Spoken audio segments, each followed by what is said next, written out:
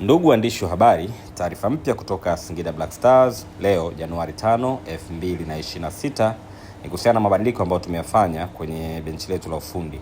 Uongozi wa klabu unapenda kuwajulisha mashabiki, wapenzi na wadau wa soka kuwa klabu imefanya mabadiliko ya kiutendaji katika benchi letu la ufundi kama ifuatavyo. Singida Black Stars imemwajiri ndugu Othman Najjar, raia wa Tunisia, kuwa meneja mkuu wa timu yetu. Aidha, klabu imembadilishia majukumu Ramadhani Nsanzurimo ambaye alikuwa ni mkurugenzi wa ufundi na sasa ameteuliwa kuwa mshauri wa ufundi wa klabu yetu. Meneja mkuu wa timu ndugu Othman Najjar atafanya kazi kwa ukaribu na kocha mkuu mpya David Ouma, akishirikiana na makocha wasaidizi Musa Ndau pamoja na Muhibu Kanu. Katika hatua nyingine, Singida Black Stars imembadilishia majukumu kocha mkuu Miguel Gamondi na sasa ameteuliwa kuwa mkurugenzi wa ufundi wa klabu yetu.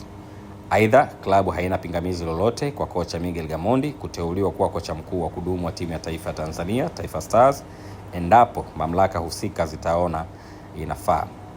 Majukumu haya mapya ya mkurugenzi wa ufundi yanatoa fursa kwa kocha Miguel Gamondi kuweza kusimamia vizuri zaidi mifumo ya kiufundi ya timu yetu pamoja na maendeleo ya timu kwa ujumla.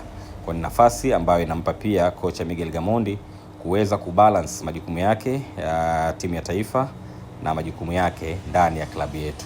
Tunaacha majukumu upande wa taifa yaamuliwe na mamlaka husika, lakini kwetu hatuna pingamizi katika eneo hilo. Watumishi wengine ambao hawajatajwa katika taarifa wanaendelea kutekeleza majukumu yao kama kawaida ndani ya benchi letu la ufundi.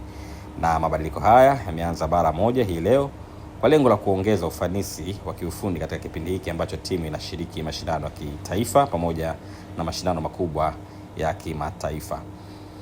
Meneja mkuu Othman Najjar tayari ameshawasili nchini Tanzania na leo hii tarehe 5 hii ambayo tunatoa taarifa hii atawasili katika visiwa vya Zanzibar kwa ajili ya kuungana na timu na kuanza rasmi majukumu yake. Tutaendelea kuwafahamisha mashabiki wetu kinachoendelea kutoka Singida Black Stars. Kwa sasa taarifa ni hiyo tu na tunawatakia wakati mwema.